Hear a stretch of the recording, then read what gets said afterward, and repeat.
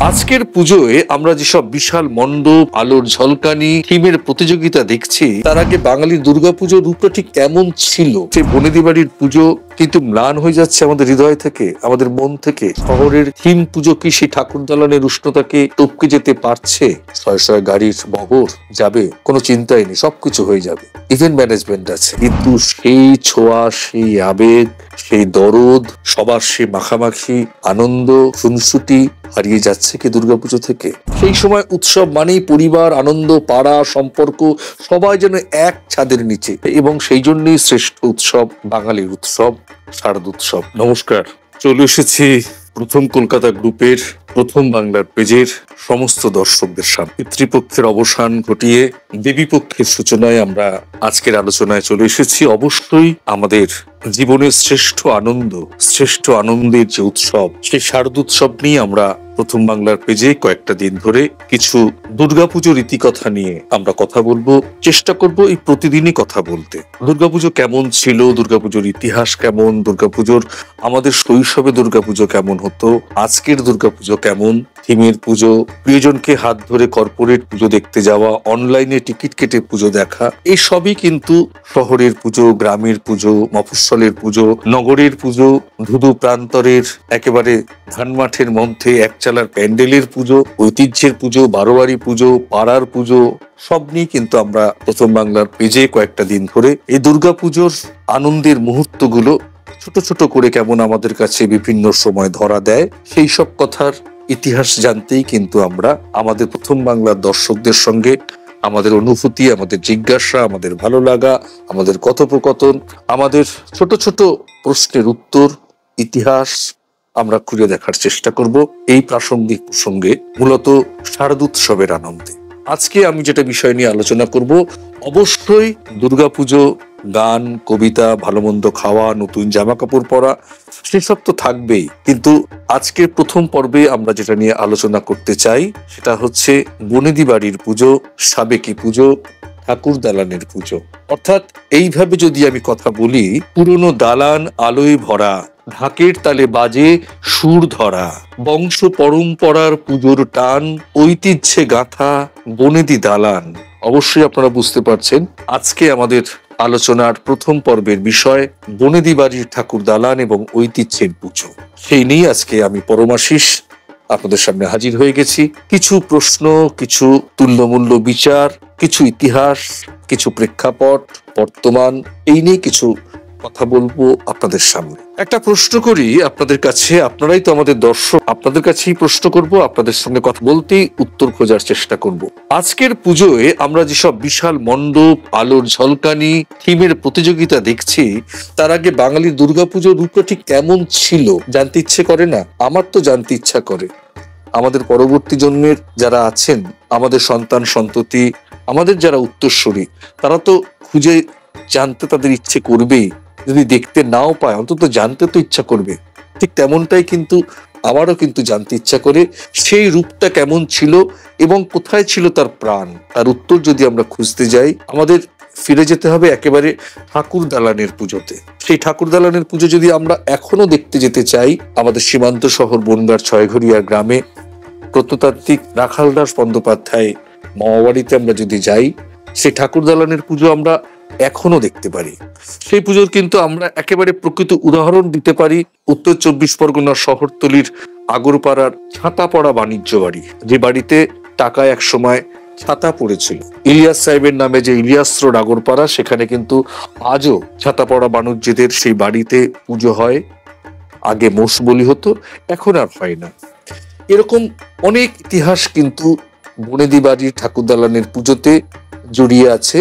আর সেই জড়িয়ে থাকার মধ্যেই কিন্তু সেই সব পরিবারের যারা পরবর্তী প্রজন্ম, কয়েক পুরুষ পরবর্তী প্রজন্ম, তারা হয়তো সেখানে থাকে না, তারা কিন্তু আজও সেই বনেদি বাড়ির পুজোতে তারা ফিরে যায়। আমরা যদি কল্পনা করি, আমরা যদি একটু রেফারেন্স নিয়ে কথা বলি, 1800 শতক বা 19 শতকের কলকাতা, নদিয়া, বর্ধমান, কৃষ্ণনগর, সেখানকার সব যে জমিদার বাড়ি ছিল, বড়লোক বংশের আঙিনা, আর সেই আঙিনার মাঝেই খোলা ঠাকুর দালান, ঢাকের বাদ্যির সঙ্গে কাশফুলের দোলা উঠত, ঢাকিরা ধুতি, গেঞ্জি, কোমরে গামছা বেঁধে কিন্তু ঢাক বাজতো। আর সেই সব পরিবারের যারা পরবর্তী প্রজন্ম, তারা 5-7 দিনের জন্য কিন্তু সেই উৎসবে সামিল হতো, সে আনন্দে মাতার জন্য। সেখানে পুজো মানে যে শুধু দেবী দুর্গার আরাধনা তা কিন্তু নয়। পুজো মানেই একটা মিলন মেলা, আত্মীয় স্বজনদের ভিড়, 5 দিন 6 দিন পাত পেরে সকলে মিলে খাওয়া, আবাল বৃদ্ধ বনিতা, সেই সব পরিবারের কেউ হয়তো বিদেশে থাকে, 9 ভাই 8 ভাই 7 ভাই, আগেকার দিনে যেমন বলতো সেজো সবাই মিলে হাজির হতো সেই সব বাড়ির পুজোয়। আজও হয়, কিন্তু সেই বনেদি বাড়ির পুজো কিন্তু ম্লান হয়ে যাচ্ছে আমাদের হৃদয় থেকে, আমাদের মন থেকে, আমাদের ছবি থেকে, তা কিন্তু নয়। তাই নয় বলেই তো আজকের এই আলোচনা। আমরা যদি একটু ইতিহাস ঘাটার চেষ্টা করি, আমরা জানতে পারবো ঐতিহাসিকভাবে যেটা জানা যায় যে কলকাতার শোভাবাজার রাজবাড়িতে রাজা নবকৃষ্ণদেব 1757 সালে দুর্গাপুজোর আয়োজন করেছিলেন, রীতিমতো একেবারে রাজকীয় আকারে। বলা হয় পলাশির যুদ্ধের পর রবার্ট ক্লাইভ এবং ব্রিটিশ অফিসাররাও সেখানে উপস্থিত ছিলেন সেই পুজোতে। তারপর থেকেই সেই সব বনেদি বাড়ির পুজো ধীরে ধীরে সমাজকে সংঘবদ্ধ করেছে। সেই সব বনেদি বাড়ির পুজো একেবারে কেন্দ্রীভূত হয়ে উঠেছে সমাজ জীবনের বিভিন্ন আঙিনায়, প্রেক্ষাপটে, বিভিন্ন সিদ্ধান্ত নেওয়ার ক্ষেত্রে। সেই সব বনেদি বাড়ির পুজো আজও কিন্তু আমাদের হৃদয়কে নাড়া দেয়, সেসব ইতিহাসকে নাড়া দেয়। একটা জিনিস কথা বলতে গিয়ে মনে পড়ছে যে ভাবুন তো, চারদিকে যখন ঢাক বাজছে, শঙ্খধ্বনি উঠছে, সন্ধি পুজোর আলোয় চারদিক সোনালী আলোয় একেবারে ভরে যাচ্ছে চারিদিক, সবাই মিলে ভোগ খাচ্ছে, বাড়ির বড়রা ছোটরা সবাই সবাইকে আশীর্বাদ করছে, একেবারে মিলন মেলায় পরিণত হয়েছে। সেই সময় উৎসব মানেই পরিবার, আনন্দ, পাড়া, সম্পর্ক, সবাই যেন এক ছাদের নিচে। এই ছিল কিন্তু আমাদের বনেদি বাড়ির পুজোর ইতিহাস। সেই ইতিহাস এখন আমরা কতটা তার বাস্তব রূপ দেখতে পাই, সেই সময়ের অনেক আগের কথা। তারও আগে পরবর্তী সময় দেবীপক্ষের সূচনা ঘটেছে পিতৃপক্ষের অবসানের মধ্য দিয়ে। আমরা সকলেই জানি আকাশবাণী কলকাতার একেবারে সেই ঐতিহ্যময় স্তোত্রপাঠ বীরেন্দ্রকৃষ্ণ ভদ্র শহুরে বাঙালি, নগরের বাঙালি, মফস্বলের বাঙালিকে তাড়িত করতো। তারপরেই কিন্তু গঙ্গাবক্ষে সবাই আমরা হাজির হয়ে যায় পিতৃপক্ষের উদ্দেশ্যে পিতৃতর্পণের জন্য। এইসব অনুভূতি, এইসব ভালো লাগা আমাদের তো আজও হৃদয়কে রসদ যোগায়, এবং সেই জন্যই শ্রেষ্ঠ উৎসব বাঙালির উৎসব শারদোৎসব। আর পিতৃপক্ষের অবসানে যখন দেবীপক্ষের সূচনা, অবশ্যই আমরা যারা সমাজ মাধ্যমে কাজ করি, দর্শকের সঙ্গে আমাদের যখন মনের আদান প্রদান হয়, অবশ্যই এইসব স্মৃতিকথা ইতিকথা নিয়েই কিন্তু এক কথায় বলা যায় যে স্মৃতির সরণি বেয়েই কিন্তু আমাদের শারদোৎসব আমাদেরকে অভিভূত করে রাখে, আমাদের ঐতিহ্যকে আলোকময় করে রাখে। এই শারদোৎসব এখন তো বিভিন্ন ক্রমান্বয়ে পরিবর্তন হচ্ছে। ঠাকুর দালান থেকে বনেদি বাড়ির পুজো, সেই পুজো পাড়ার পুজো, বারোয়ারি পুজো, পরবর্তীতে থিমের পুজো, তারপরে কর্পোরেট পুজো। এক এক দিন এক একটা বিষয় নিয়ে অবশ্যই আলোচনা করব। আর যেটা করছি বা করলাম সেটা হচ্ছে ঠাকুর দালানের ইতিহাস। একটা কথা যে শহরের থিম, যে আমাদের মনে যে প্রশ্ন জাগায় সেটা হচ্ছে শহরের থিম পুজো কি সেই ঠাকুর দালানের উষ্ণতাকে টপকে যেতে পারছে?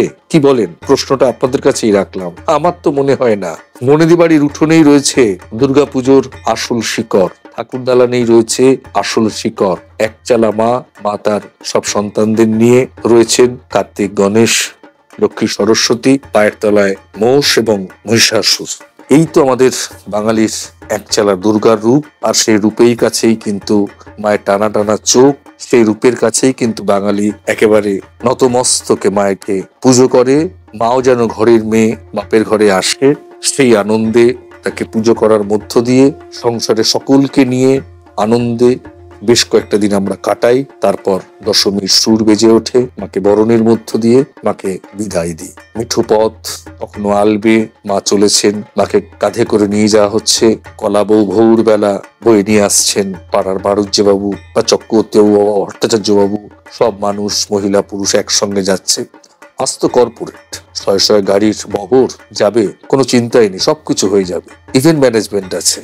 কিন্তু সেই ছোঁয়া, সেই আবেগ, সেই দরদ, সবার সেই মাখামাখি আনন্দ, খুনসুটি হারিয়ে যাচ্ছে কি দুর্গাপুজো থেকে? আমরা অবশ্যই খুঁজতে থাকবো এই প্রথম বাংলার আপনাদের সঙ্গে সমসাময়িক প্রাসঙ্গিক প্রসঙ্গ নিয়ে। প্রত্যেক দিন চেষ্টা করব দুর্গাপুজোর ইতিকথার সব ব্যথা, সুখ, আনন্দ, বিহ্বল, আবেগ সবটাই আমরা জানার চেষ্টা করব কিছুটা ইতিহাসের কথাও জানতে। যেটা বললাম, রাখাল দাস বন্দ্যোপাধ্যায় প্রত্নতাত্ত্বিক তার মামার বাড়ি যে ছিল সীমান্ত শহর বনগাঁর ছয়ঘরিয়ায়, সেখানে এখনো ঠাকুর দালানে পুজো হয়, মারুজ্যদের বাড়িতে পুজো হয়। এরকম অনেক ইতিহাস আছে কলকাতায়। সেই সব পুজোর খোঁজ আমরা সুলুক সন্ধান প্রত্যেক দিনে কম বেশি খুঁজতে থাকবো। বুড়িসার পুজো আছে, এরকম বহু বনেদি বাড়ির পুজোর ইতিহাস কিন্তু আমাদের জানা আছে। সেই সব বনেদি বাড়ির ইতিহাসের কথা নিয়ে আপনাদের কাছে ছুটে ছুটে আসবো এই কয়েকটা দিন, পুজোর আনন্দে ভাগ করে নিতে এই ঠাকুর দালান আর ঐতিহ্যের পুজোর গল্প নিয়ে।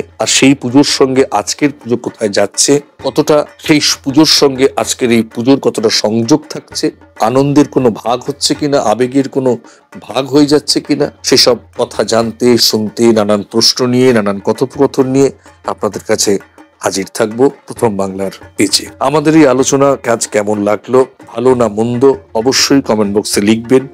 আপনাদেরও কিছু তথ্য জানানোর থাকলে কমেন্ট বক্সে আপনারা জানাবেন, আমরা সেসব নিয়ে অবশ্যই আলোচনা করব। এবং ভালো মন্দ যাই লাগুক আমাদের কিন্তু অবশ্যই জানাবেন। ভালো মন্দ যাহাই আসুক সত্যের লও সহজে, আপনাদের মন্দ কথাও কিন্তু আমাদেরকে আত্মসমালোচনা করতে শেখাবে, যাতে করে আমাদের আলোচনা আরো প্রাসঙ্গিক হয়, সুদৃঢ় হয়, তীক্ষ্ণ হয় এবং তথ্য সমৃদ্ধ হয়। সেইভাবেই কিন্তু আমরা হাজির থাকবো এই পুজোর কটা দিন, দুর্গাপুজোর আনন্দে, দেবীপক্ষের সন্ধ্যায়। চেষ্টা করব কম বেশি প্রত্যেক দিনই এই প্রথম বাংলার দর্শকদের জন্য এরকম কিছু প্রাসঙ্গিক প্রসঙ্গ নিয়ে আলোচনা করতে। নমস্কার, ভালো থাকুন, সুস্থ থাকুন, প্রথম বাংলার পাশে থাকুন।